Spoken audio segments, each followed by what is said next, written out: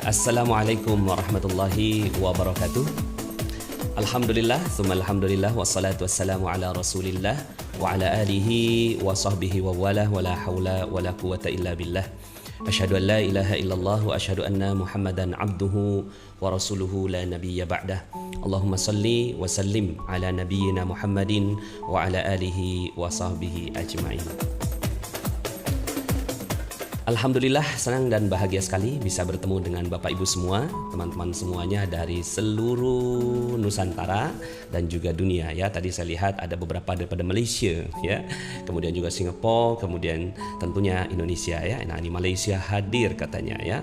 Subhanallah, alhamdulillah ya. Jakarta ini mana tadi Malaysia? Ini dia Malaysia nih. Alhamdulillah ya.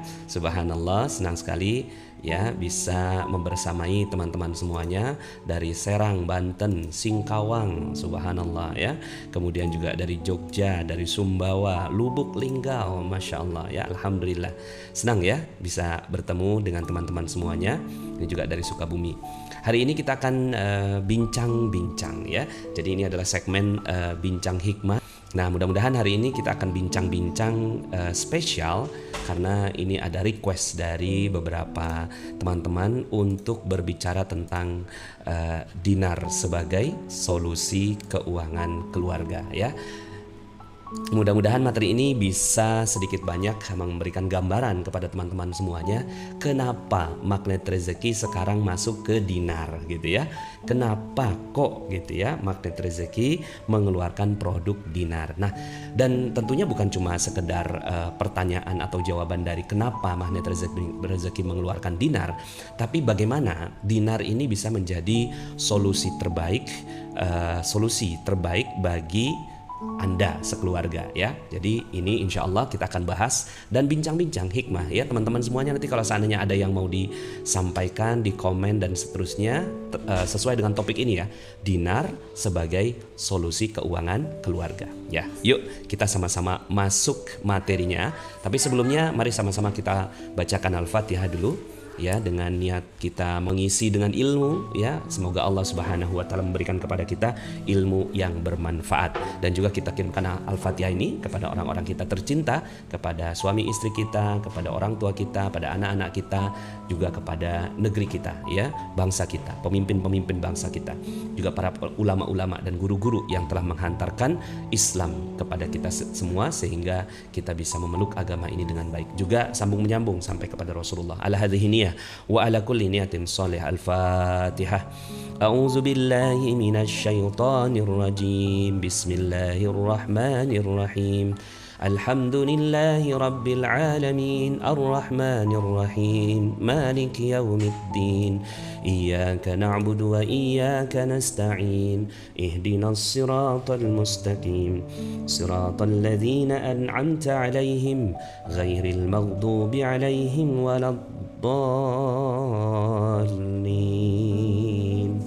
Amin. Amin amin ya rabbal alamin. Rabbi zidni ilman warzuqni fahman. Mari kita mulai pembahasan tentang dinar sebagai solusi keuangan keluarga ya. Nah, tentunya kita ingin dong gitu ya, keuangan keluarga kita menjadi keuangan yang sehat, keuangan yang stabil ya, bahkan berkembang ya. Tentu itu yang kita inginkan. Yuk sama-sama kita bahas.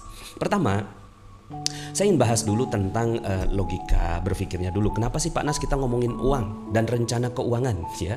Karena ya tentunya kan kita selama ini selalu bicara tentang magnet rezeki ya. Nah, tentunya ilmu-ilmu yang berkaitan dengan bagaimana kita bisa mendapatkan rezeki berlimpah. Termasuk salah satunya adalah pengelolaan keuangan ya, pengelolaan keuangan. Nah, ternyata bicara keuangan itu adalah bagian dari syariat. Kita nggak bisa lepas dari keuangan. Jadi kalau kita bicara tentang Islam ya, Islam itu bukan cuma sekedar sholat, zakat, puasa, haji ya, tapi juga bagaimana dia memikirkan tentang keuangan. Nah, coba kita lihat. Ada 5 tujuan diturunkannya syariat Islam. Itu tertuang dalam maqasid syariah. Atau ada juga yang menyebutnya sebagai daruratul khams ya, atau 5 hal yang darurat yang nggak boleh nggak ada, harus ada ya. Nah, yang pertama adalah hifzuddin, menjaga agama. Saya mungkin poin-poinnya nggak terlalu detil ya, karena panjang sekali kalau untuk menjelaskan tentang maqasid syariah atau tujuan diturunkannya syariat Islam. Jadi yang pertama itu adalah hifzuddin, menjaga agama. Jadi agar agama itu tetap terjaga sampai kapanpun, ya. Jadi agama adalah hal yang paling utama yang harus kita jaga. Oke. Yang kedua adalah hifzun nafs, menjaga jiwa, ya. Jadi syariat Islam, ya, itu tujuannya adalah bagaimana jiwa itu bisa terjaga dengan baik, ya. Jadi makanya seperti sekarang ini kaitannya dengan COVID-19, ya. Kenapa kok ulama turun tangan untuk memberikan fatwanya? Karena kaitannya dengan yang nomor 2 ini. Yang berikutnya adalah hifzul aql, menjaga agar akal itu tetap waras gitu, menjaga kewarasan gitu, ya. Jangan sampai kita hidup dalam dunia yang nggak waras gitu. Nggak waras itu artinya apa? Ya, akal kita udah tahu korupsi itu korupsi itu nggak baik gitu secara akal. Secara agama juga ya dia adalah suatu penyimpangan gitu kan. Nah, maka hifzul akal ini dengan ilmu pengetahuan, dengan ilmu matematik, fisika, kimia dan seterusnya, dia menjaga akal. Oke. Yang berikut adalah hifzun nasl, menjaga keturunan agar keturunan itu menjadi keturunan yang bersih, rapih, ya, ada nasabnya, ya, bapaknya ketahuan siapa begitu, ya. Jadi kita nggak kayak binatang, ya. Nah, jadi kenapa kok akhirnya Islam tuh mengatur sih gitu kaitannya dengan perzinahan begitu, ya. Kemudian juga ikhtilat, ya, kemudian hijab. Iya karena ini gitu, ya. Yang keempat ini hifzun nasl, ya, menjaga keturunan. Dan yang terakhir adalah hifzul mal, ya, kaitannya dengan menjaga harta. Nah, karena ya dia urutan yang kelima, ya, seringkali hifzul mal ini tidak banyak dibahas, ya. Hifzul mal atau menjaga harta ini tidak banyak dibahas. Padahal kalau kita lihat bagaimana Rasulullah Shallallahu Alaihi Wasallam mengajarkan kepada umat Islam, ya, itu diajarkan tentang bagaimana pengelolaan harta yang baik, mendapatkan harta dengan harta yang halal, kemudian juga menyalurkannya ke jalur yang halal, kemudian dijaga dan dikembangkan, begitu, ya. Nah, jadi yuk sama-sama kita bicara keuangan. Cuma memang bicara keuangan ini bicara banyak hal yang tabu begitu, ya. Tabu bicara keuangan itu gitu, ya. Ada yang memang keuangannya udah rapi, ada keuangan yang belum, ada yang menyebabkan kedengkian, ada yang menyebabkan hal dan seterusnya. Dan dia tuh kayak mau membicarakan itu tapi kayak malu-malu gitu, ya. Jadi kayak sungkan gitu bicara tentang keuangan gitu, ya. Bahkan coba deh teman-teman semuanya, diskusi orang tua kepada anaknya. Apakah ada diskusi tentang bagaimana mengelola keuangan gitu, ya? Ada untuk orang-orang tua yang sadar akan keuangan. Tapi buat orang-orang tua yang nggak sadar akan keuangan, ya biasanya lewat tuh diskusi tentang itu, bagaimana keuangan itu bisa dijaga dengan baik. Maka yuk sama-sama di ilmu magnet rezeki, hifzul mal itu masuk dalam salah satu kurikulum utama gitu, ya. Jadi di dalam ilmu magnet rezeki, hifzul mal itu menjadi salah satu bahasan yang utama. Hifzuddin udah ada Ustadz Abdul Somad, udah ada A'agim, udah ada Ustadz Yusuf Mansur, udah ada yang lainnya. Hifzun nafs, hifzul aql, hifzun nasl, sudah banyak yang bicara. Nah, hifzul mal itu banyak yang enggak mau membicarakannya. Bisa jadi nggak mampu, bisa jadi juga nggak menjadi perhatian, bisa jadi juga ya nggak tahu ilmunya begitu, ya. Nah, bismillah, mudah-mudahan dengan ilmu magnet rezeki. Jadi kalau ditanyakan kenapa sih kamu bicara ilmu magnet rezeki, ya karena itu ada dalam syariat, mau bagaimana lagi, ya. Dia ada di dalam syariat. Yuk kita bahas lebih jauh tentang hifzul mal tadi. Yang pertama, ya, menjaga harta itu diwujudkan dalam bentuk apa? Satu, mencari rezeki yang halal, begitu, ya. Mencari rezeki yang halal tentunya, ya. Jadi jangan sampai akhirnya rezeki kita adalah rezeki yang tercampur dengan yang diharamkan oleh Allah Subhanahu wa taala. Yuk kita lihat ayatnya. Mencari rezeki yang halal ini, ya. Wala kita lihat artinya, A'udzubillahi minasyaitonirrajim. Wa la ta'kulu amwalakum bainakum bil batil wa tudlu biha ilal hukami litakulu fariqam min amwalin nas bil itsmi wa antum ta'lamun, ya. Dan janganlah sebagian kamu memakan harta sebagian yang lain di antara kamu dengan jalan yang batil. Nah, jadi ada tuntunan di dalam agama, jangan sampai akhirnya kita mendapatkan harta secara batil. Dan janganlah kamu bawa urusan itu kepada hakim supaya yang merasa bagian sudah pasti menang gitu kan, dia sogok hakim dan seterusnya yang kayak gitu ya. Nah, itu tidak diperbolehkan. Jadi yang pertama ini adalah mencari rezeki yang halal. Itu adalah bagian dari agama, oke? Cari yang halal, hanya yang mau yang halal saja. Tidak ada ribanya, tidak ada maisir itu perjudian, gharar itu penipuan, riba itu peningkatan yang tanpa sebab gitu ya. Nah, kan sekarang ini riba berkembang ya di mana-mana. Ya, kemudian juga pinjaman dan seterusnya dimanfaatkan untuk mendapatkan harta orang dengan yang batil. Nah, itu tidak diperbolehkan. Yang pertama, mencari rezeki yang halal. Yang kedua, menghargai hak-hak dan harta orang lain. Ya, menghargai hak-hak dan harta orang lain. Bahkan ada satu surat di dalam Al-Qur'an, ada satu ayat ada dalam Al-Qur'an ya, itu yang saya masukkan dalam 282. Itu adalah ayat yang paling panjang ya di seluruh Al-Qur'an ya. Nah, ini kaitannya dengan hai orang-orang yang beriman, apabila kau bermuamalah. Bermuamalah ini kaitannya dengan hubungan manusia dengan manusia, tidak secara tunai, artinya ada hutang piutang. Ada amanah. Untuk waktu yang tertentu itu hendaklah kamu menuliskannya. Jadi diatur ya, diatur dalam Islam. Jadi hendaklah seorang penulis di antara kamu menuliskannya dengan benar, dan janganlah penulis enggan menuliskannya sebagaimana Allah telah mengajarkannya, maka hendaklah ia menulis, dan hendaklah orang yang berhutang itu mengimlakkannya apa yang akan ditulis itu. Jadi artinya notaris ada di sini ya. Kemudian juga kejujuran gitu ya, dan seterusnya. Jadi kaitannya dengan harta tuh diatur ya. Jika yang berutang itu orang lemah akalnya atau lemah keadaannya, atau dia sendiri tidak mampu mengimlakkan, maka hendaklah walinya mengimlakkannya dengan jujur, dan persaksikanlah dengan 2 orang saksi di antara 2 orang laki-laki di antaramu. Jika tidak ada 2 orang laki, maka boleh seorang laki dan 2 orang perempuan dari saksi-saksi, dan seterusnya. Artinya diatur, jangan sampai akhirnya harta orang lain itu termakan dengan zolim. Jangan sampai harta orang lain itu termakan dengan zalim. Jadi kita hargai hak-hak dan harta orang lain, diatur di dalam Islam. Kemudian yang ketiga adalah berakhlak yang baik dalam urusan harta. Utang piutang yang tadi, berbisnis ya, dalam surat Al-Kahfi ayat 39, saya nggak usah sebutkan ayatnya. Nanti teman-teman bisa baca sendiri. Kemudian tidak mubazir ya. Coba sekarang ya, lihat di lemari kita, lihat di rumah kita gitu kan, barang-barang yang mubazir itu berapa banyak ya kan? Ternyata banyak sekali yang mubazir. Padahal dalam Al-Qur'an disebutkan ya, innal mubazzirina kanu ikhwanas syayatin. Sesungguhnya mubazir itu temannya setan. Yang ketiga adalah berakhlak dengan baik ya. Makanya dalam ilmu magnet rezeki ada ilmu jurus kerangkeng uang, ya kan? Ada 10 tuh, ya, 10 langkah. Setiap kita mau beli, gitu kan? Setiap kita mau beli sesuatu, tanyakan dulu, sudah direncanakan belum? Kalau sudah direncanakan silahkan. Yang kedua, tapi ini masih ada saringannya. Yang kedua, gitu ya.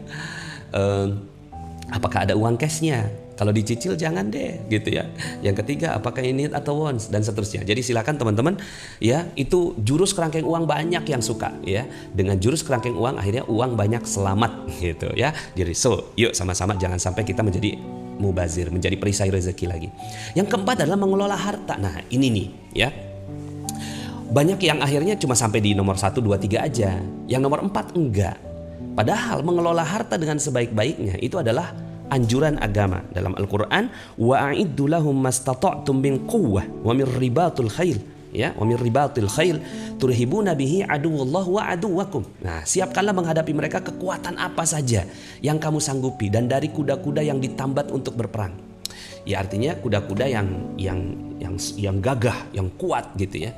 Ya. Nah, yang dengan persiapan itu kamu menggetarkan musuh Allah. Nah, ini salah satunya. Dan di sini kan disebutkan juga apa saja yang kamu nafkahkan pada jalan Allah, nih saya akan dibalas dengan cukup kepadamu dan kamu tidak akan dianiaya atau dirugikan. Jadi ayat kaitannya dengan ini kaitannya dengan bagaimana persiapan perang ya. Tapi juga ya, ini juga berkaitan dengan bagaimana sebuah umat ya tidak mungkin bisa kuat berperang kalau nggak ada harta. Gimana bisa perang kalau nggak ada panahannya? Gimana bisa perang kalau nggak ada kudanya? Gimana bisa perang kalau seandainya nggak ngasih biaya ke keluarga dan seterusnya. Jadi yang keempat ini adalah mengelola harta itu adalah anjuran agama. Jadi jangan sampai kita itu trauma gitu loh, bicarain duit gitu, bicarain harta, bicarain aset, bicarakan uang, itu bagian dari agama. Jadi nggak mungkin juga gitu kan Anda menghilangkan bab tentang ini, karena Allah Subhanahu wa taala yang telah mengajarkan. Nah, berikutnya adalah menjaga aset dan mengembangkannya, ya.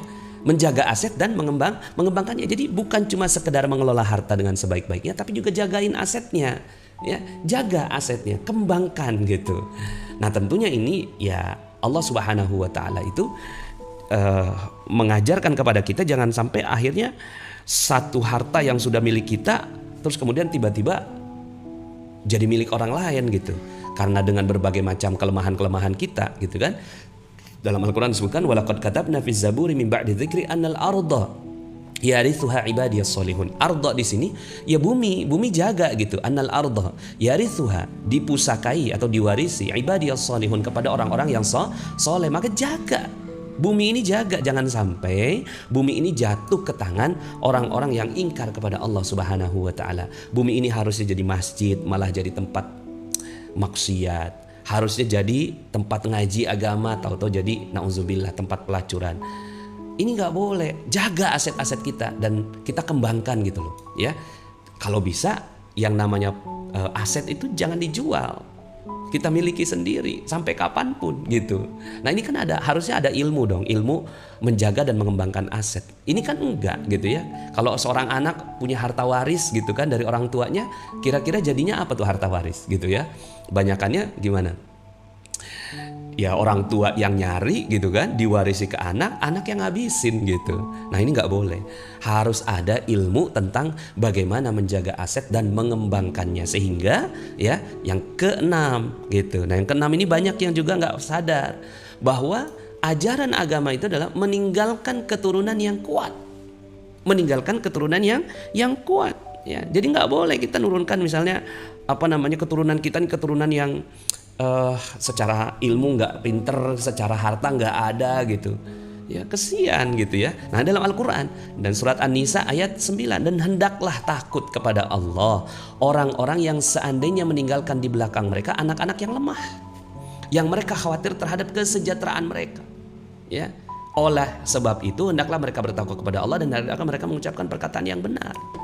Jadi di sini wal yakhshal ladzina law taraku min khalfihim dzurriyyatan dhi'afan khafu 'alaihim falyattaqullaha wal yaqulu qawlan sadida, ya. Jadi misalnya nih, kalau seandainya Anda sebagai seorang raja gitu ya, katakanlah raja Turki gitu ya. Terus kemudian ada anjuran gitu ya, ayat ini ya. Nah, kira-kira apa yang akan kita lakukan kepada anak keturunan kita? Tentunya kita ajarkan ya, kita ajarkan bagaimana mereka berperang ya, kita ajarkan mereka bagaimana bisa menguasai sebuah wilayah dan mempertahankannya. Jangan sampai akhirnya gitu ya, yang tadinya wilayahnya luas gitu, terus kemudian tahu-tahu karena generasinya nggak kuat ya, akhirnya menjadi lemah,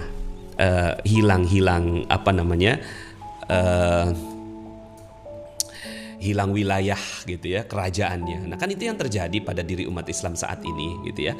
Bagaimana Palestina gitu ya, dulunya itu adalah negeri Islam ya. Bagaimana kotanya, masjidnya gitu ya, Masjidil Aqsa itu dijaga dengan baik oleh umat Islam. Tapi apa yang terjadi sekarang gitu ya. Nah, jadi jangan sampai akhirnya kita meninggalkan keturunan yang lemah dan sebaliknya. Jadi yang harus dilakukan terhadap harta itu adalah meninggalkan keturunan yang kuat. Dan ya, jadi ternyata itu bagian dari agama kan ya. Itu bagian dari agama. Dan yang ketujuh ya, itu menyalurkannya di jalan Allah ya. Alladzina yunfiquna fis sarra'i wad dharra'i wal kadhimina al ghaidha wal 'afina 'anin nas ya. Setelah kita tahu bahwa ya ternyata Islam mengajarkan dengan baik tentang pengelolaan keuangan. Nah, sekarang ya, dari mana sih sebenarnya sumber persoalan keuangan keluarga itu, Pak Nas? Gitu ya. Dari mana sumber persoalan keluarga? Cuma 4 atau 8 jadinya gitu ya. Dan ini sesuai dengan doa Rasulullah Shallallahu Alaihi Wasallam yang diajarkan kepada kita. Ini doanya, Allahumma inni a'udzubika minal hammi wal hazn, wa a'udzubika minal ajzi wal kasl, wa a'udzubika minal jubni wal bukhl, wa a'udzubika min ghalabati daini wa qahrir rijal. Nah, teman-teman harus baca doa ini tiap hari, oke? Tiap hari harus baca doa ini. Ya, saya tiap ba'da subuh selalu baca doa ini supaya apa? Supaya kita kuat keuangan kita, ya. Nah, jadi bukan cuma sekedar baca doa, tapi juga ya dijiwai doa ini. Ya, doa yang diajarkan Rasulullah SAW kepada seorang. Maukah aku tunjukkan kepadamu, kalau baca doa ini maka kamu akan lunas hutangnya, ya kan? Lunas amanahnya. Nah, ternyata bukan cuma sekedar doa, tapi terkandung ya penyakit-penyakit yang disebutkan di sana. Minal hammi wal hazan, gelisah dan sedih. Ini persoalan. Ya, persoalan keuangan keluarga itu kan gelisah nggak bisa bayar ini, nggak bisa bayar itu, sedih gitu kan karena dia membandingkannya dirinya dengan orang lain begitu, ya. Nah, akhirnya apa? Yang kedua nih, jadinya lemah dan malas, ya. Ajzi wal kasl, ya. Udah lemah, akhirnya malas, baringan aja terus deh gitu kan. Apalagi yang mau dikerjain, ya. Jadi kita udah lemah, malas lagi, ya. Nggak mau berusaha. Yang ketiga, pengecut. Pengecut tuh, ya. Pengecut tuh takut ya. Takut kalau seandainya dia rugi, takut kalau seandainya dia hina orang, takut kalau dilecehkan, takut kalau gitu.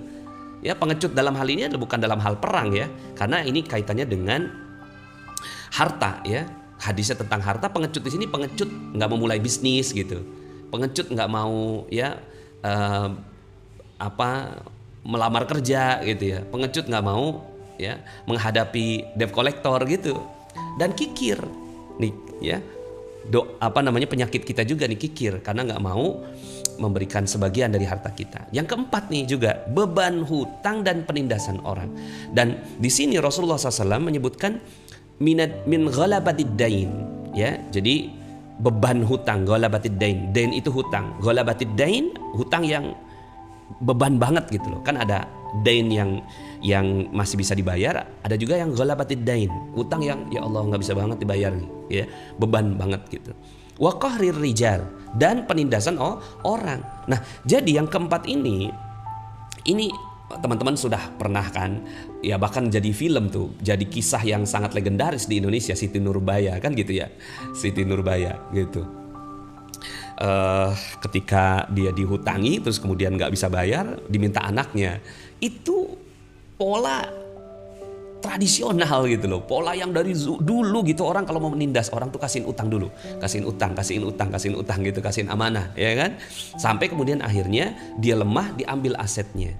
Nah, ini harusnya jadi ilmu dong gitu ya. Nah, jadi ini persoalan-persoalan kita, gelisah, sedih, lemah, malas, pengecut, kikir, beban hutang, dan penindasan orang. Mudah-mudahan insya Allah ilmu magnet rezeki itu mengobati ini, mengobati gelisah dan sedih, mengobati pengecut dan kikir. Oke? Lemah dan malas itu hanya bisa dilakukan dengan motivasi gitu ya.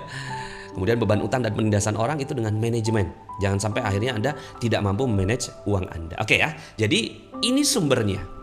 Nah, sekarang pertanyaannya adalah apa solusinya Pak Nas? Oke, solusinya 1, 2, 3 insya Allah dengan ilmu magnet rezeki yang lainnya Anda silakan dalami ilmu magnet rezeki. Nah, yang keempat ini nih yang banyak sekali jadi persoalan nih. Penyakit paling utama disebut dalam doa Nabi urutan ke-7 dalam keuangan di zaman ini adalah berhutang. Ini nih persoalan kita. Oke, data terbaru nih yang saya dapatkan itu pinjaman online itu mencapai 155 triliun. Ini datanya terlalu kalau kata Bang Roma, ya. Datanya ini terlalu. Masa iya sih gitu ya. Pinjol itu sampai 155 triliun gitu. Artinya mental masyarakat kita tuh mental ini. Dan ini penyakit gitu yang harus diselesaikan. Karena bahaya hutang itu adalah menikmati yang belum sepatutnya dinikmati di zaman ini. Akhirnya dia ngutang kan gitu. Itu kan penyakitnya, itu perisai rezekinya. Jadi kalau seandainya kita punya amanah, punya hutang gitu ya, terus pengen dibayar, tahu dulu bahwa iya ya, dulu tuh dosanya saya tuh adalah mau menikmati yang belum sepatutnya saya nikmati gitu loh. Nggak bisa beli mobil, maksain beli mobil. Nggak bisa beli motor, maksain beli motor, ya kan? Nggak mampu beli rumah, maksain beli rumah. Itu tuh maksa-maksain itu. Padahal harusnya kan bukan utang, tapi hindarkan pengecut, hindarkan kikir, hindarkan lemah malas gitu kan. Harusnya kan gitu, bekerja keras gitu loh, berusaha. Ya. Begitu kan? Dan pakai ilmu magnet rezeki gitu. Sudahlah duduk diemnya aja orang magnet rezeki dapat rezeki, apalagi berusaha. Nah, di sini nih, ini bahaya hutang. Nah, sekarang obatnya apa sih Pak Nas? Obatnya nih, teman-teman catat bener-bener gitu, catat bener-bener. Obatnya adalah beli cash segala sesuatu. Beli cash. Jadi kalau memang kita pengen sesuatu, beli cash dong. Jangan nyicil. Dengan menabung. Akhirnya menabung itu bukannya loh kok kita nabung sih gitu. Ya memang iya, mau gimana lagi gitu. Ya. Harus nabung, mau bagaimana lagi kalau kita pengen sesuatu, tidak ada cara lain kecuali dengan menabung. Lah sekarang ini kan solusinya segala sesuatu solusinya adalah cicil gitu kan. Nyicil lagi, udah selesai cicilan yang pertama karena mindset nyicil gitu. Akhirnya kan nggak beres-beres tuh, sampai kapan dia mau selesai cicilan, karena sebenarnya mindsetnya gitu, mindset utang. Ada kok saya ngeliat ada orang udah kaya gitu masih ada itu utangnya, karena dia udah selesai nih cicilan yang motor, sekarang saatnya saya mau nyicil motor kedua gitu. Itu kan ya gaya hidup. Nah makanya mau beli mobil nih jangan nyicil, tapi nabung dulu gitu loh. Jangan nyicil tapi nabung. Mau beli gadget ya jangan nyicil dong. Sekarang kan godaannya tuh kan nyicil. Bisa kok dicicil dengan sekian, dan penelitian membuktikan orang yang nyicil itu nggak punya rasa bersalah gitu. Misalnya nih harga handphone harganya berapa, 10 juta gitu, 10 juta. Terus kemudian dia nyicil gitu kan 500.000 sebulan. Dia pikir cuma 500.000, gajinya dia 4 juta gitu. Gaji 4 juta punya handphone harga 10 juta. Kan bisa nyicil 500.000 tiap bulan. Itu pangkal persoalannya. Dia gak pantas gitu loh. Dengan punya gaji cuma 4 juta, handphonenya harga 10 juta. Ya gak pantas-pantas amat gitu loh. Kalau mau ya, Panas saya mau tuh gitu kan, saya pengen banget itu. Ya nabung, jangan nyicil, nggak boleh nyicil. Ya, mau beli rumah gitu kan, jangan nyicil, nabung. Loh Pak Nas, kalau seandainya kita nabung sampai kapan? Nah ini dia nih, yuk sama-sama kita bahas. Pergi haji, pergi umroh, kan sekarang ini ya. Nah ini nih, barusan saya mau ngomong, udah ada yang nulis. Bagaimana dengan mau umroh pakai dana talangan? Ya ini penyakitnya gitu loh.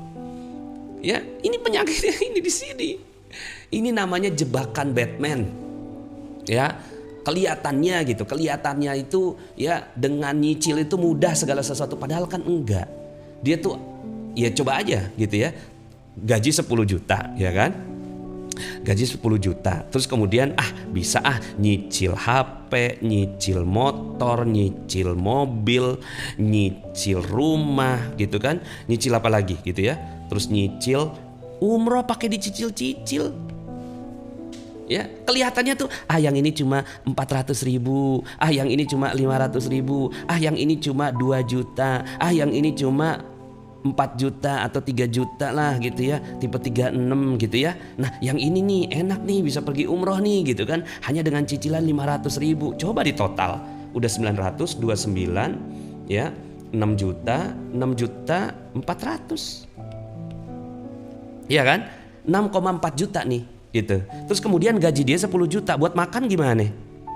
Ya kelihatannya gitu, masih bisa nih, ada sisanya nih buat makan nih gitu. Tapi ya yang kita nggak sadari adalah ada yang namanya pengeluaran ya tak terduga. Bukan tak terduga sebenarnya. Ya, ini tak terduga kaitannya dengan bencana atau hal-hal yang nggak terduga, tapi juga tak diperhitungkan, tak dihitung. Sebenarnya ini yang banyak. Kelihatan ini kan jebakan nih, 10 juta ya kan, cicilan cuma 6,4, berarti kan masih ada sisa. Nih jiwanya orang nyicil begini nih, jiwanya orang nyicil nih, oke? Jiwanya nyicil. Karena sekarang ada pembiayaan syariah untuk umroh Pak Nas. Ya iya, itu tuh Anda harus bijak-bijak gitu loh. Mereka nggak salah.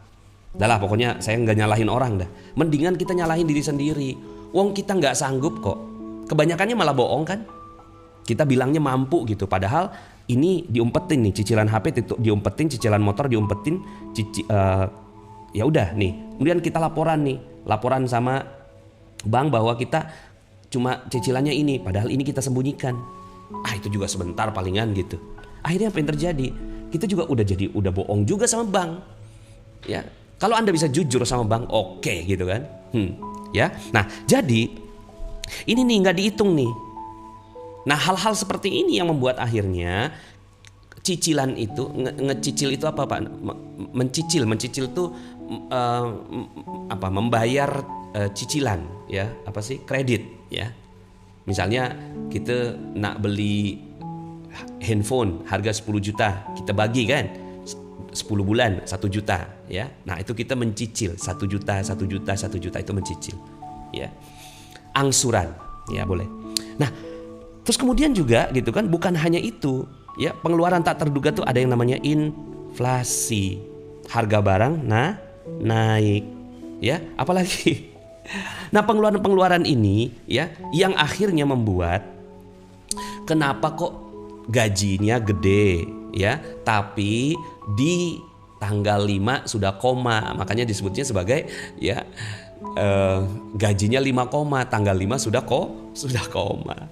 Nah, so apa yang harus dilakukan? Obatnya nggak ada lain.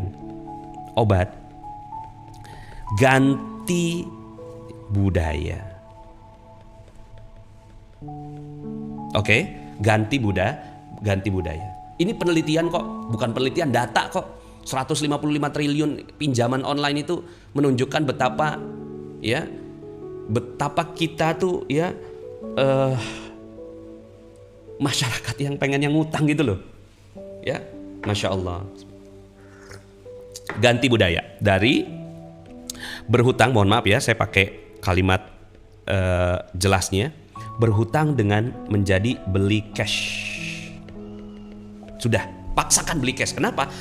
Karena ketika Anda beli cash gitu ya, itu tuh ada rasa bersalah dalam diri gitu. Aduh, uang 10 juta hilang deh nih gitu. Nggak apa-apa, rasa bersalah itu bagus daripada rasa nggak bersalah. Akhirnya kehidupan kita konsumtif terus-menerus tanpa rasa bersalah. Dan itu yang namanya edik. Edik itu ketagihan. Oke? Nah, jadi Anda harus berani. Semuanya, termasuk bagi yang sudah punya hutang, obatnya sama. Nih, bagi yang sudah punya utang, yang punya amanah nih, mohon maaf ya saya pakai kalimat ekonomi. Obatnya sama ya, sama yaitu menabung. Nah, persoalannya begini, kita nggak tahu cara menabung yang baik. Oke? Cara menabung yang baik dan benar. Ini yang kita nggak punya. Oke? Cara menabung yang baik dan benar. Oke? Nah, kenapa? Untuk menabung dengan baik dan benar, Anda harus bedakan uang atau harta. Digital. Uang digital itu tabungan bukan? Uang digital. Ya, sekarang kan Anda sudah punya uang digital ya. Apa yang namanya e-money, ya kan? Terus apa lagi tuh? Flash ya. Nah, sekarang pertanyaannya, ini tabungan atau bukan? Bukan. Ini bukan tabungan. Ini mempermudah pembayaran, betul kan? Ini mempermudah pembayaran. Jadi pas datang ke tol ya, ke tol tinggal swipe atau tinggal ditaruh aja jalan, itu mempermudah pembayaran. Bagus nggak? Bagus. Islam ya memuji tentang bagaimana segala sesuatu bisa lebih mudah gitu. Nah, pertanyaannya adalah e-money dan flash kita sepakat dia sebagai tabungan. Sekarang pertanyaan saya, uang kertas, apakah dia tabungan? Yes, Anda mulai bisa menebak arahnya. Ini juga bukan tabungan. Oke? Dia juga bukan tabungan. Nah, maka kalau seandainya Anda menabung pakai uang kertas, di situ persoalannya. Kenapa kok kita nabung kagak beres-beres? Oke?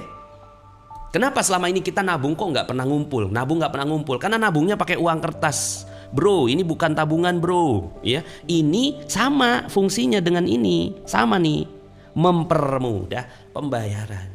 Jadi uang rupiah, uang dolar. Kalau seandainya Anda datang ke Turki misalnya, kan kita ganti pakai uang lira atau uang lira, betul nggak? Nah, pada saat uang lira itu, apakah Anda mau nabung pakai uang lira?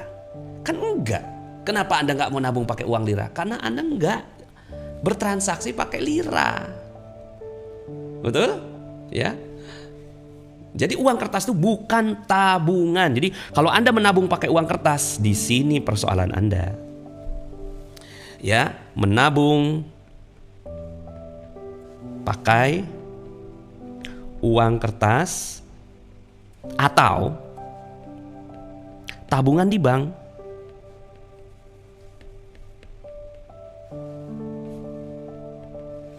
adalah ketidaktepatan.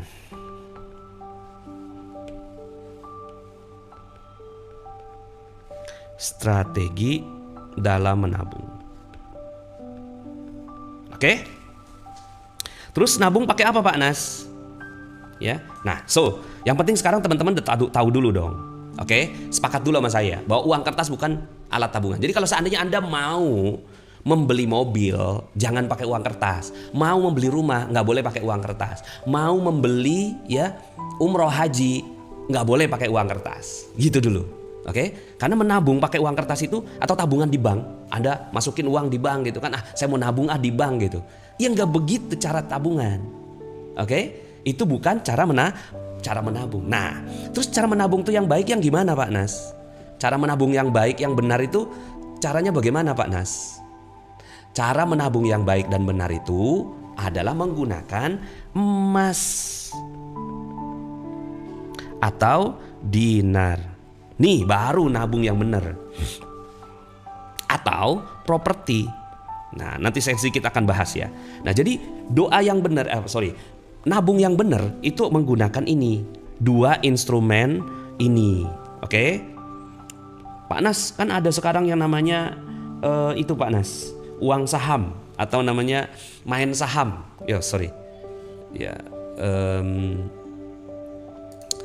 Jadi emas atau dinar inilah tabungan yang benar. The real tabungan. Tabungan tuh bahasa Inggrisnya apa sih? Ya. The real tabungan, oke? Jadi nabung yang benar itu pakainya pakai dinar atau emas atau properti. Nah, sekarang yuk sama-sama kita lanjut. Dinar itu disebut oleh Nabi SAW dalam hadisnya. La ya'tiyanna 'alan nasi zamanun la yanfa'u fihi illa dinar wad dirham. Akan ada satu masa di mana tidak bermanfaat di masa itu kecuali dinar dan dirham. Walaupun hadis itu ada hadis dhaif hadis itu adalah hadis dhaif. Oke. Cuma yang namanya hadis dhaif itu bisa digunakan sebagai ibrah, bukan sebagai panduan ibadah. Misalnya sholat berapa rakaat kemudian juga bagaimana cara berwudu susunannya, itu nggak boleh pakai hadis dhaif, harus pakai hadis yang sahih. Tapi kalau untuk muamalah, untuk ibrah itu boleh hadis yang dhaif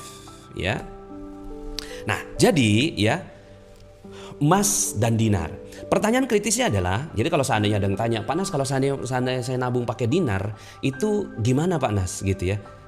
Begini, pertanyaannya adalah 10 tahun ke depan dinar makin hilang atau makin banyak? Yes, Untuk menguji gitu kan, apakah hadis Rasulullah SAW ini benar lihat aja 10 tahun ke depan dinar tuh makin hilang atau makin banyak. Insya Allah makin banyak. Nah, kenapa dinar itu menjadi solusi? Karena dia tidak terkena inflasi, tidak kadaluarsa, nilainya cenderung naik gitu kan? Dulu kambing zaman dulu itu 1 dinar kambing zaman dulu 1 dinar. Kambing zaman sekarang sama gitu Artinya kalau seandainya Anda mau nabungnya pakai dinar, 5 tahun lagi, 6 tahun lagi harga dari produk Anda itu bahkan bukan cuma tetap tapi bisa turun. Karena kalau ciptaan manusia itu harganya turun. Kalau ciptaan Allah itu harganya tetap. Apa ciptaan Allah? Kambing, sapi Nah ada juga tanah tanah itu harganya berkembang, ciptaan Allah tapi karena terbatas gitu. Jadi ada catatan, jadi ada 2 kategori jadi ciptaan Allah itu kalau nggak tetap berkembang, tapi kalau ciptaan manusia pasti turun harganya. Tas, sepatu, pakaian, handphone itu pasti turun harganya Nah karena ada sekarang pertanyaannya, jadi nih ciptaan Allah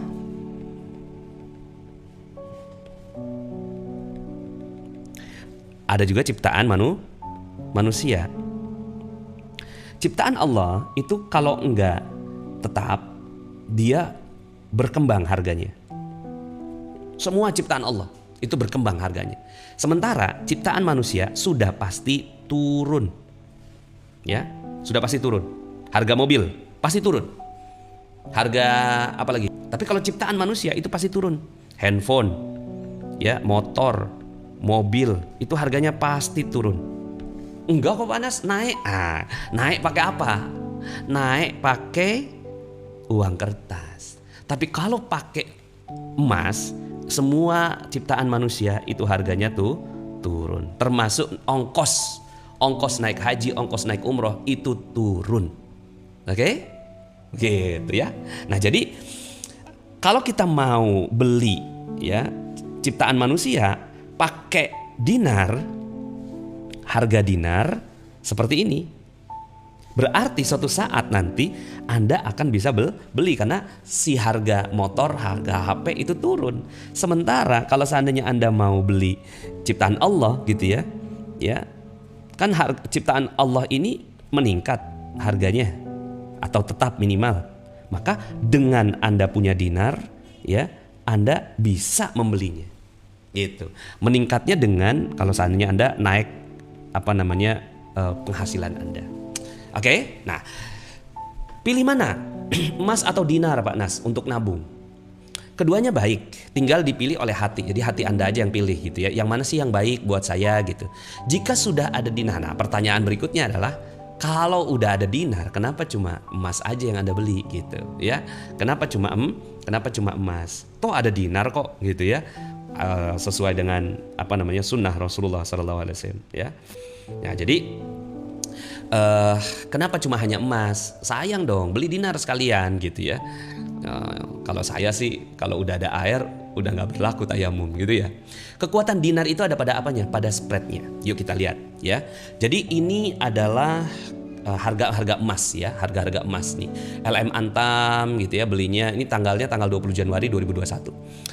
Belinya 4,5, buybacknya sekian. Nah, berarti ada spread namanya tuh ya. Spread penurunan harga beli dan harga jual di hari yang sama. Jadi turun 9,16. Lotus Archie turun 7,9. EOA turun 3,27. Nah, dilihat di sini nih, berarti EOA lebih baik daripada LM Antam untuk spreadnya, untuk produk kualitas dan seterusnya, penjagaan kemurnian dan seterusnya, wallahu a'lam kan. Kemudian emas Gemini 5 gram 7,5 spreadnya gitu ya. Nah, jadi artinya kalau Anda mau lihat emas itu lihat spreadnya paling rendah paling bagus. Dinar Antam itu turunnya 15,8%, dinar Gallery 14,7, dinar Public Gold itu 10, dinar KR itu 4,5. Ini untuk yang ukuran yang sama ya. Kalau ukuran kita sekarang kan ada yang baru ukuran kita ya. Ukuran kita itu ada yang 2 dinar nih gitu ya. Ada yang ukuran 2 dinar. Nah, ukuran 2 dinar ini spreadnya seingat saya 3,5 deh. Ya, 3,5%. Jadi rendah ya. Cukup rendah untuk yang 2 dinar ya. Yang 2 dinar. Nah, kalau masuk ke klub ya, masuk ke klub Dinar KR Club ya. Jadi kalau seandainya sudah masuk ke klub, maka spreadnya 0%. Artinya harga beli dengan harga jual di hari yang sama itu sama ya. Sudahlah harga belinya ya itu sama Antam nih. Ini dinar Antam 4282, dinar kita 4280. Ini dinarnya nih 4282, kita 4280, lebih murah dari Antam, dinar Antam ya. Buybacknya dia 3,6, kita 4,2. Jadi secara logika ya, kita bisa milih spread yang terbaik. Oke? Jadi kita milih spread yang terbaik. Berikutnya adalah memilih dinar, itu artinya ikut menghidupkan sunnah Nabi. Jadi kalau seandainya kita milih dinar, ya insya Allah lah ya. Pilih mana? Dinar atau properti? Pak Nas, kira-kira bagus yang mana Pak Nas? Dinar atau properti? Tergantung. Kelebihan dinar itu ada pada liquidnya. Maka dinar ini bagus untuk jangka pendek. Tapi ya, kalau seandainya Anda mau nabungnya tuh jangka panjang, lebih dari 7 tahun ya, lebih dari 7 tahun, gunakan properti untuk tabungan yang lebih jangka panjang. Oke? Gunakan properti untuk tabungan yang lebih jangka panjang. Mari hitung-hitungan ya. Jadi contohnya di sini saya ada beberapa file ya. Contohnya di sini perbandingan dan ilustrasi biaya pendidikan. Ya, jadi kalau seandainya ini singkat aja ya teman-teman semuanya. Ini kalau seandainya kita nabung ya 1 juta per bulan menggunakan rupiah, oke? Menggunakan rupiah, maka terkumpul 252 juta selama berapa tahun itu? 20 tahun ya. Ini 20 tahun. Terkumpul 252 juta rupiah. Maka masuk SD ya, kita pakai uangnya, masuk SMP kita pakai uangnya, masuk SMA kita pakai uangnya, masuk kuliah kita pakai uangnya. Nah, ini namanya perencanaan keuangan. Ya, karena kita pengen anak kita sekolah di tempat yang baik, maka kita ngumpulin nabung tuh 1 juta per bulan, 1 juta per bulan terus gitu, 1 juta per bulan. Nah, gitu ya. Kalau pakai asuransi itu ada 2. Satu asuransi yang unit link, yang kedua yang low risk dengan proteksi gitu ya. Nah, di sini saya langsung aja. Ini kelihatannya gede sih, 412. Jadi perbandingannya antara kalau kita nabung sendiri sama nabung pakai asuransi plus. Tapi gitu ya. Oh ya, ini sisa dananya nggak ada sisa dana, bahkan kurang. Ini juga sebenarnya kurang nih. Tetap aja ya kurang. Nah, tapi kalau seandainya asuransi yang beneran gitu ya, itu bahkan lebih rendah daripada kita nabung. Oke, sekarang kita bandingkan dengan dinar. Oke. Nah, dengan dinar ya, dengan biaya yang sama kita nabung sejuta itu lebih kurang kan 1/4 dinar ya. Maka yang kekumpul itu 800 juta. Coba bandingkan. Jadi untuk pendidikan anak udah bagus dah pakai emas dan dinar. Oke? Kekumpulnya sampai 800 juta dari 250 selama 20 tahun. Oke? Masuk akal? Masuk akal ya. Berikutnya, mari kita lihat kalau seandainya kita nih ya, kalau seandainya dia mau masuk UI. Ya, mau masuk UI. Ya. Tahun 2010 biaya dalam dinar itu adalah biaya masuk kuliah ya, itu 15 dinar. Tapi di tahun 2020 malah turun. Jadi kalau pakai dinar ya, ingat tadi rumusnya, kalau produk manusia pasti harganya tuh turun. Harga manusia pasti turun. Kalau harganya Allah ya, produknya Allah, kalau nggak tetap dia berkembang. Itu rumusnya. Nah, kan kuliah, pendidikan itu produk manusia, udah pasti harganya turun. Didasarkan dengan apa? Dengan dinar. Tapi kalau pakai rupiah yang di tahun 2010 itu 25 juta, tahun 2020 50 juta. Kelihatannya naik biaya kuliah itu. Kelihatannya padahal dia tuh turun. Oke, itu dari pendidikan. Sekarang kalau mau punya rumah gitu ya, itu tahun 2010 itu harga dinarnya tuh 173 dinar ya. Di tahun 2020 itu cuma 112, berarti kan turun. Lihat. Jadi sekali lagi, produk manusia ya, produk manusia itu pastinya tuh turun kalau menggunakan dinar. Oke? Tapi kalau produknya Allah itu tetap atau berkembang ya. Oke, jadi artinya Anda sabar. Untuk punya rumah itu sabar dan menabung. Hindari cicilan.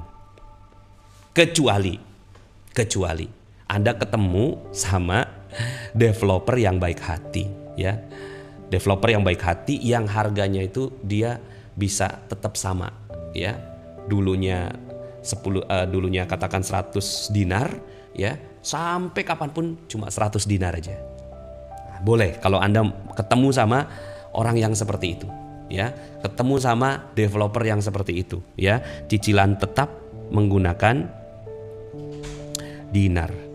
Oke, cicilan tetap menggunakan dinar. Artinya sabar aja menabung, jangan pakai KPR. Sayang gitu. Karena kalau seandainya pakai KPR gitu ya, Anda bayarnya tuh lebih mahal 2 kali lipat dibandingkan dengan harga rumahnya. Karena kan si bank itu pengen ada untung. Berikutnya, kalau Anda mau punya mobil ya, ini sudah tuh Ridwan Hanif juga nyampaikan. Kalau pakai dinar itu harganya turun hampir setengahnya loh. Hampir setengahnya, apalagi kalau seandainya Anda mau beli yang second gitu ya, tahan-tahan aja dulu gitu kan. Terus kemudian nanti pada saat beli yang second, itu jauh lebih turun lagi. Jadi Anda bisa menikmati hidup. Sekali lagi, sabar dan menabung. Lebih baik Anda pakai kendaraan umum dulu atau nyewa dulu kemana-mana gitu. Kalau untuk rumah Anda ngontrak dulu gitu dan menabung. Jadi itu solusinya, oke? Nah, ini kalau seandainya Anda ingin nah, lebih kurang itu adalah simulasi yang kita sampaikan. Jadi teman-teman semuanya ya bisa loh gitu ya memiliki kehidupan yang lebih baik menggunakan dinar ya. So, pilihan terhadap dinar adalah satu, menggunakannya dengan bijak. Jadi Anda bisa menggunakan dinar itu dengan bijak. Oke. Yang kedua, masuk dinar club dan dapatkan fasilitas spread 0%. Jadi kita spreadnya 0% kalau masuk ke dinar club. Jadi Anda menggunakan dinar dengan bijak, nanti Anda akan ditemani oleh perencana-perencana keuangan dari kami. Yang ketiga, menjadi pejuang dinar dengan mempromosikan ke masyarakat. Anda juga bisa loh, gitu kan? Pak Nas, mau dong saya ikut tergabung dalam pejuang dinar gitu. Bisa dapat untung juga. Malah bisa dapat untung gitu kan. Jadi udahlah dinarnya tetap harganya, bahkan Anda bisa mencapai tujuan-tujuan investasi. Terus kemudian Anda juga bisa mendapatkan keuntungan dari dinar. Atau pilihan yang keempat, doakan perjuangan kami untuk memasyarakatkan dinar ke tengah-tengah masyarakat sebagai solusi keuangan ya. Nah, sekarang tadi kan ada yang nanya, terus Pak Nas cara membelinya bagaimana? Cara membelinya atau bergabung nomor 1 ya, Anda bisa kunjungi dinarkr.com. Di situ nanti Anda mau beli, Anda mau ngecek keaslian, Anda mau bergabung ke Dinar KR, itu bisa ya. Jadi ke www.dinarkr.com. Atau yang kedua, hubungi wakil resmi atau pejuang DKR terdekat ya. Seperti misalnya nih ada yang tulis di bawah ya di komen gitu kan, ingin saya siap menjadi konsultan keuangan dan dinar Anda ya. Itu silakan WA tuh, WA-nya 505707 gitu ya. Nah, jadi artinya ini adalah solusi yang insya Allah sudah dinubuahkan oleh Rasulullah SAW jauh-jauh hari. Karena masyarakat sekarang penyakitnya nyicil ngutang.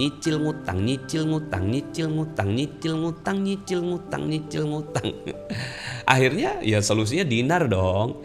Jadi yuk sama-sama kita kembali kepada gaya kehidupan orang-orang zaman dulu yang mereka itu bersih, rapih, pola keuangannya itu terjaga. Tinggal mungkin kalau seandainya Anda khawatir ya, terus Pak Nas gimana ya cara jagain dinar? Ya caranya buat tempat penyimpanan yang baik dong, yang baik, yang aman, tidak terganggu ya, dan kelebihannya emas itu Anda tidak tergoda menggunakannya. Kalau masih ada dalam tabungan itu kan gampang, apalagi sekarang ini pakai ada pembelian online. Oke, pembelian online yang kemudian akhirnya dengan pembelian online itu ya Anda sebenarnya diajak juga untuk lebih mudah untuk menggunakan uang Anda ya. Jadi salah satu solusi tabungan itu adalah Anda dengan solusi tabungan adalah dengan menjadikan harta Anda tidak mudah diakses. Nah, emas adalah pilihan yang baik. Oke teman-teman semuanya, itu solusinya ya. Jadi insya Allah dengan solusi emas atau dinar khususnya, insya Allah Anda bisa mendapatkan solusi keuangan keluarga Anda. Tinggal sabar aja karena penyakit yang paling utama di dalam si keuangan itu adalah yang tadi ya. Waqahri Rijal. Oh ya, nih ada yang tanya, cara gabungnya bagaimana Pak Nas? Cara gabungnya tinggal kunjungi aja di situ, nanti ada klik-klik. Anda tinggal klik-klik aja deh gitu ya. Nanti tinggal ke www.dinarkr.com ya. Yang kedua nih, hubungi wakil resmi atau pejuang DKR yang Anda kenal ya. Kalau Anda kenal, Anda dapat informasi ini dari dia, silahkan ya. Tapi kalau seandainya Anda nggak kenal, bisa kunjungi ini aja, www.dinarkr.com. 20 dinar itu sekarang berapa? 20 dinar itu lebih kurangnya 80 jutaan ya. 20 dinar itu sekitar 80 jutaan. Harga dinar hari ini, saya mau kasih ilustrasinya ya. kasih ilustrasi harga dinar hari ini dan perbandingannya dengan dinar KR atau dinar Antam ya. Nah, ini harga dinar hari ini ya. Harga dinar hari ini ya. Kita punya beberapa pilihan. Ini 1 dinar, setengah dinar, seperempat dinar. Ini harga tanggal berapa ya? 29. Sorry, saya coba cari yang harga, udah ada harga 2 dinarnya. Ya. Teman-teman silahkan, kalau mau jual kemana Pak Anas? Kalau mau jual ke WR kita lagi, ya, ke WR atau PDKR kami, ya. Insya Allah ya dengan harga terbaik, dengan harga yang terbaik, ya. Contohnya ini ya, ini harga hari ini, ya, harga tanggal 2 bulan 2 2021. Ya, ini ada seperempat dinar, ya, setengah dinar, 1 dinar, 2 dinar. Kemudian ada yang Ayah Sofia, ada Akso. Ini harganya 1117 untuk seperempat dinar. Nah, ini yang 1 dinar 4280, ada yang 2 dinar 8.487. Nah, di sini sudah ada juga harga buybacknya. Jadi kalau seandainya mau buyback hari ini, itu harganya 8190. Ini untuk 1 dinar sekian, ini untuk 2 dinar juga sekian. Jadi setiap hari kita update di website tersebut, dinarkr.com, ya. Jadi insya Allah ya Anda bisa mendapatkan harga terbaik. Contohnya ini perbandingan ya. Dinar X ini adalah dinar Antam ya. Jadi kita dinar X ini panduan kita Antam. 1/4 dinar kita harganya sama. Setengah dinar kita lebih murah 1.000. 1 dinar kita lebih murah 2.000 ya. Untuk 2 dinar kita lebih murah 1.000. Sebenarnya ini perbedaan di pembulatan aja. Nah, cuma di sini kita lihat nih. Dinar X gitu ya, belinya 1117, tapi pas di buyback itu 892 ya. Nah, begitu juga yang lainnya. Jadi insya Allah harga kita adalah harga yang terbaik ya. So teman-teman semuanya, itu yang bisa saya sampaikan pada kesempatan kali ini. Mohon maaf tadi sempat 2 kali lepas ya, ya, jadi kalau seandainya nanti mau dijual kembali, bisa jual ke kita ya. Insya Allah kita jamin 99% buyback ya, garansi beli kembali. Dan agen kita udah di seluruh Indonesia ya. Jadi agen kita itu sudah menyebar di seluruh Indonesia. Insya Allah ya, karena penyebarannya cukup baik ya, mudah lah gitu ya. Bahkan ini di Jawa paling banyak ya, di Sumatera ya. Ini penyebarannya. Jadi kita ada 400 wakil resmi lebih, kemudian sudah 3.000 lebih PDKR, dan target kita adalah ada 10.000 PDKR di tahun 2021. Jadi di hampir di semua wilayah di seluruh Indonesia itu sudah ada wakil-wakil resmi kami ya. So teman-teman semuanya ya, maka nah yang ini nih, Pak Nas apa nggak buka tabungan dinar untuk menabung sebelum beli fisik? Iya, mohon maaf ya. Jadi kita ingin mengajarkan masyarakat bahwa tabungan itu adalah tabungan, harta itu adalah harta yang kita lihat.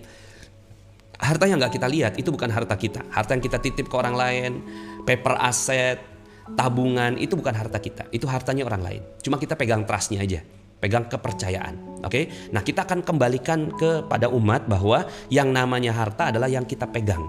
Nah, makanya kalau seandainya Anda memang belum sanggup beli yang 1/4 dinar, tabung aja dulu sendiri. Setelah cukup baru beli gitu ya. Baru beli. Di Gorontalo ada ya, ada itu kalau dilihat dari peta ada semuanya ya. Nah, atau Anda bergabung menjadi PDKR kami ya.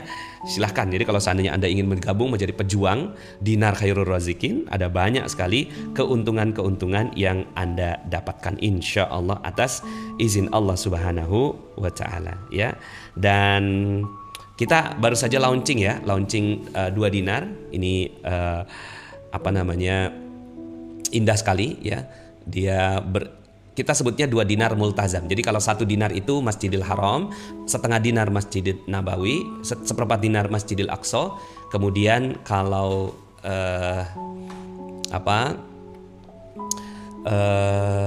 2 dinar itu multazam ya.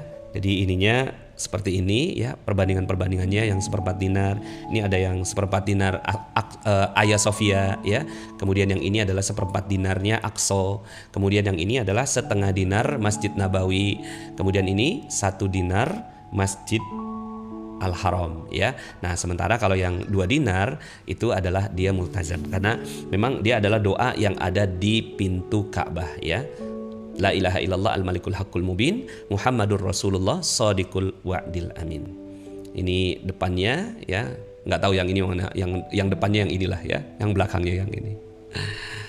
Oke, terima kasih teman-teman semuanya. Mudah-mudahan ya sedikit banyak ilmu ini bisa menjadi solusi bagi teman-teman semua. Jadi tidak ada solusi lain untuk solusi keuangan keluarga kecuali kita merencanakan dengan baik ya. Wa'iddu lahum mastata'tum min quwwah, maka persiapkanlah ya segala persiapan yang baik-baik ya, agar kita semuanya bisa ya mengelola keuangan dengan lebih baik. Terima kasih, saya Nasrullah undur diri. Billahi taufiq wal hidayah. Wassalamualaikum warahmatullahi wabarakatuh.